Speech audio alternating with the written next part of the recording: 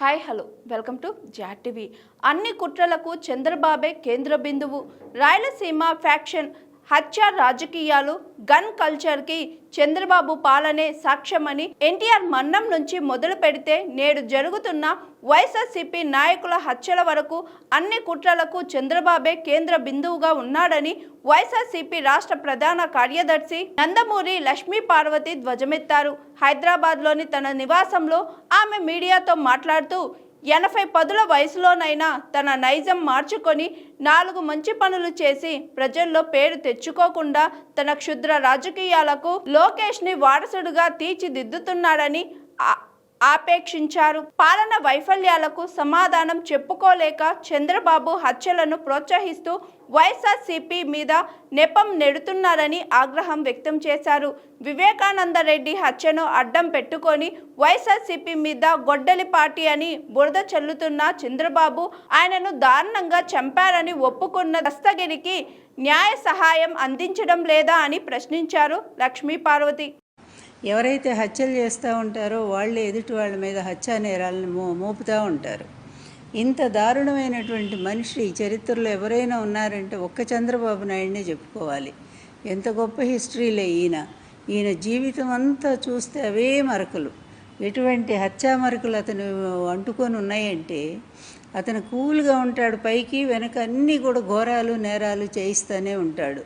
అవి నాకు చాలా తెలుసు, ఎందుకంటే నేను చాలా ప్రత్యక్షంగా చూశాను. డైరెక్ట్గా కత్తులతో కటార్లతో చంపల మా ఆయన్ని, ఆయన అవమానంతో చంపేశాడు. నిజమైన హంతకుడు ఎవరంటే ఈయనే. ఎందుకంటే కత్తులతో చంపేదే హత్య కాదు, మానసికంగా అవమానం చేసి వాళ్ళని వేధించి చంపటం కూడా హత్య క్రిందకే వస్తుంది. ఆ విధంగా ఎన్టీఆర్ గారు అంత గొప్ప పార్టీని స్థాపించి కాంగ్రెస్ పార్టీకి వ్యతిరేకంగా 9 నెలల్లోనే అధికారానికి తెచ్చుకొని మరి దేశంలోనే నేషనల్ ఫ్రంట్ చైర్మన్గా ఎదిగి ప్రపంచ స్థాయిలో కూడా మరి అంత గొప్ప నాయకుడని పేరు తెచ్చుకున్నటువంటి మహానుభావుడు ఎన్టీఆర్ గారిని అధికార వ్యామోహంతో పదవి కోసం దారుణంగా రామోజీయను మరి ఏబిఎన్ రాధాకృష్ణ ముగ్గురు కలిసి ఎంత కిరాతకంగా ఆయన చంపేశారంటే, ఎంత వైస్రాయ్ హోటల్కి వెళితే చెప్పులు వేయిస్తాడు దుర్మార్గుడు. ఇవన్నీ కూడా మర్చిపోతారనుకుంటున్నారా? చరిత్ర ఎప్పటికి కూడా మర్చిపోదు చంద్రబాబు నాయుడు. నువ్వు చేసినటువంటి నీచమైన రాజకీయాలు మొట్టమొదటిగా ఎన్టీఆర్ గారితోనే మొదలు పెడదాము. ఎన్టీఆర్ గారిని ఎంతగా నువ్వు అవమానం చేశావు. 8 నెలలు తిరగకుండానే 258 సీట్లు గెలుచుకున్నటువంటి ఒక ముఖ్యమంత్రిని దింపటానికి ఆయన భార్య మీదే నిందలేశావు. దారుణంగా రోజు నీ ఏదో పత్రికల్లో పిచ్చి రాతలన్నీ రాయించావు. చివరికి మరి వైస్రాయ్ హోటల్లో ఎమ్మెల్యేలను బంధించావు. కుట్రలతో కుయుక్తులతో వాళ్ళందరినీ లోబరుచుకున్నావు. నీ 2 పత్రికలు ఉన్నాయి కనుక పచ్చపత్రికలు 2 కూడా ఇష్టం వచ్చినట్టుగా కుట్రకు ఆజ్యం పోసాయి. అసలు కుట్రకు ఆజ్యదాడు రామోజీరావే కదా. ఇలా మీరంతా కలిసి ఎన్టీఆర్ని ఎంత అవమానం చేశారు. మళ్ళీ యుగ పురుషుడు అంటూ ఈరోజేమో ఉపన్యాసాలు చెప్తా. సిగ్గు, ఏమాత్రమైన సిగ్గు శరము అనేది నీ జన్మలో ఎప్పుడు నీకు రాయలేదు. అందుకని ఎంత నీచమైనటువంటి పనులు చేసినా కూడా, ఎవరు ఎన్ని విధాలు విమర్శించినా కూడా వాటన్నిటి తుడిపేస్తావు. మరి వాటన్నిటినీ కూడా అబద్ధాలుగా చూపించడానికి నీ పచ్చపత్రిక ఒకటి ఉంది. జగన్మోహన్ రెడ్డి గారు ఫ్యాక్షనిస్టా? గొడ్డలి పార్టీ మా పార్టీ గొడ్డలి పార్టీయా? ఎవరు ఏంటో ఒక్కసారి మాట్లాడుకుందామా?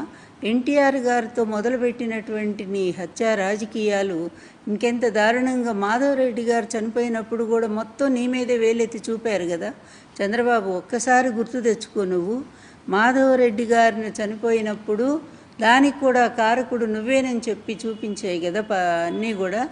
ఆ రోజు విపరీతంగా ట్రోల్ కూడా జరిగింది, చంద్రబాబు నాయుడే పరోక్షంగా ఉన్నాడు అని చెప్పి. అలాగే ప్రత్యక్షంగా కూడా బెల్లి లలిత అనేటువంటి మంచి గాయని, మరి ఆమె సమాజం కోసం పాటుపడేటువంటి వాళ్ళతో మరి ఆమె నీ ప్రభుత్వం మీద, నువ్వు చేస్తున్న అరాచకాల మీద, నీ అవినీతి మీద ఆమె పాటలు పాడుతూ ఉంటే ఆమెను ఎంత దారుణంగా చంపించావంటే, సాయంత్రం పూట ఆమెను బయటకు పిలిపించి తెలిసిన వాళ్ళ చేత ముక్కలుగా ఒక మహిళని ఎన్ని ముక్కలుగా నరికి చంపేశారో, ఇంతకంటే దారుణం నీ నీచ చరిత్రకి ఇంకేమన్నా ఉన్నాయా చెప్పుకోవటానికి? బెల్లి లలిత హత్య కేసు నువ్వు కదా, వెనకుండి ప్రభుత్వం కదా నడిపించింది. ఆ రోజు నీ గవర్నమెంటే కదా. అతి దారుణంగా ఆమెను చంపించావే. ఇక అక్కడి నుంచి ఎన్ని రకాలుగా మరి రంగా గారు, వంగవీటి రంగా గారి దగ్గర నుంచి అందరూ నీ వైపే వేలెత్తి చూపారు కదా. పింగళి దశరథరామ విషయం కూడా నిన్నే మాట్లాడారు కదా. ఇంతెందుకు, నీ ప్రభుత్వం వచ్చిన తర్వాత ఎన్టీఆర్ దించేసి నువ్వు వచ్చిన తర్వాత రాయలసీమలో ఎన్ని హత్యలు జరిగినాయి, దాని వెనక ఉన్నది ఎవరు చంద్రబాబు? ఒక్కసారి నీకు ధైర్యం ఉంటే ఎంక్వైరీ వేయిస్తావా? 14 మందిని చంపించావు, వెనక పరోక్షంగా నువ్వే ఉన్నావు. ఉంటే మరి నిజంగా నీకే సంబంధం లేకపోతే నీ ప్రభుత్వంలో జరిగిన హత్యలకి కనీస బాధ్యత తీసుకున్నావా నువ్వు? వాళ్ళు ఎవరినైనా అరెస్ట్ చేయించావా?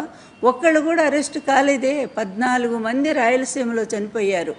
ముఖ్యంగా ఎక్కువ రెడ్డి వర్గానికి సంబంధించినటువంటి వాళ్లే చనిపోయారు. మరి వీటన్నిటి కారకుడు నువ్వు కదా.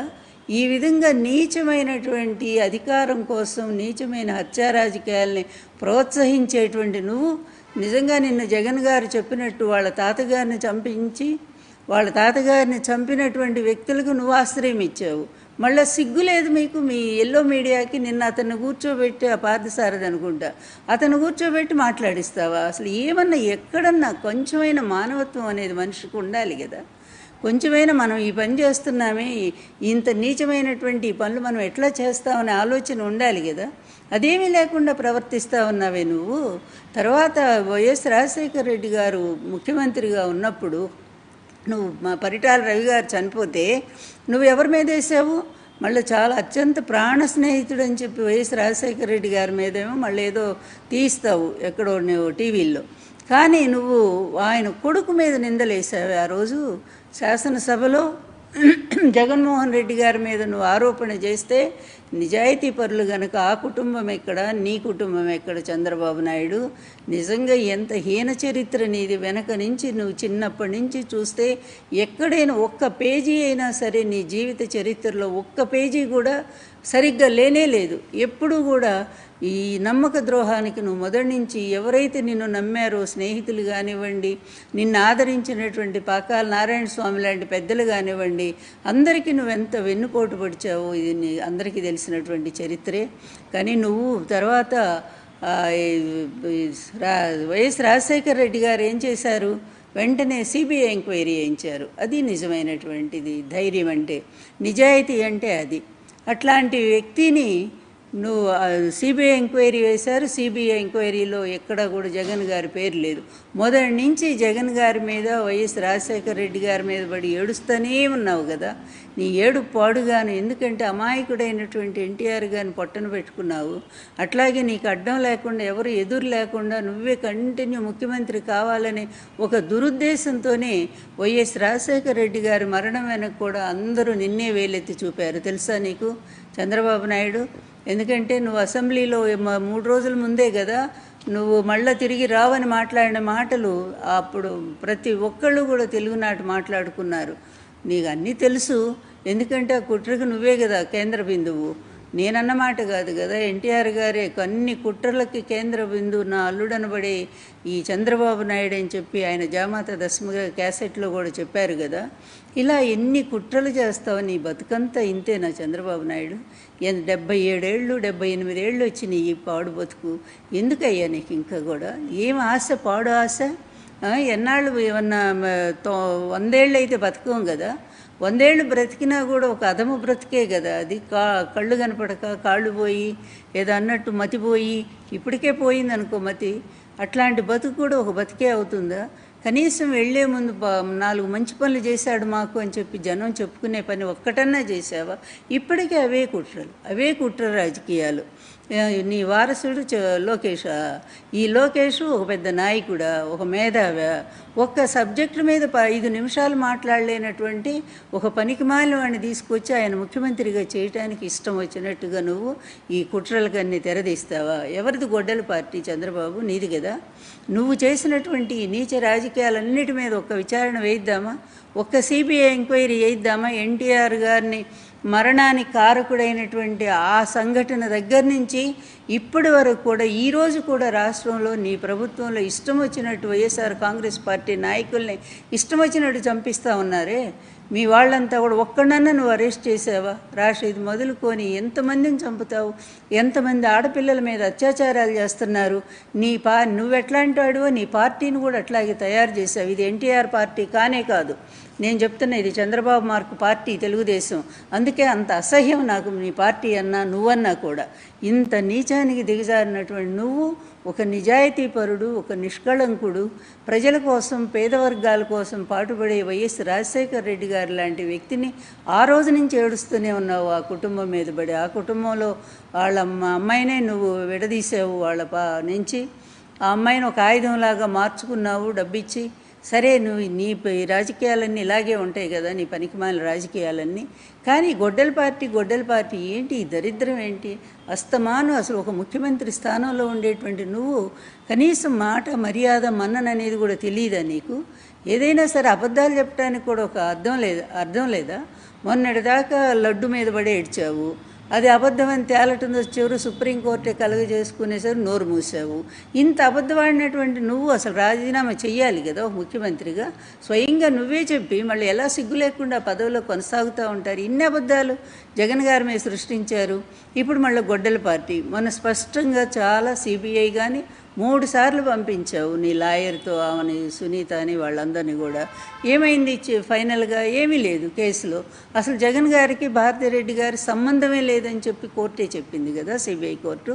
అయినా కూడా గొడ్డల పార్టీని ఎలా మాట్లాడతావు? అసలు సిగ్గుందా నీకు చంద్రబాబు నాయుడు? ఏమాత్రమైనా సిగ్గుందా ఇలా అబద్ధాలు ఆడటానికి? స్వయంగా కోర్టులు, సిబిఐ అన్నీ చెప్పినా కూడా ఆయన లేదని మళ్ళీ అదే పాట పాడుకుంటూ నువ్వు. ఎందుకంటే నీకు మొదటి నుంచి కూడా ఈ గోబెల్స్ ప్రచారం అనేది అదో ఇష్టం కదా. నీవు పనికి మాలినటువంటి ఒక పచ్చ మందను పెట్టుకున్నావు నువ్వు, మీడియా మందని. అది ఒక పనికి మాలిన మంద. ఎందుకంటే జర్నలిజానికి ఒక పెద్ద మచ్చ నీ మీడియా కూడా. వస్తుంది మీకు, వాళ్ళకు కూడా అందరికీ రాబోతుంది. ఏంటంటే ముందుంది ముసళ్ళ పండుగ అనేది.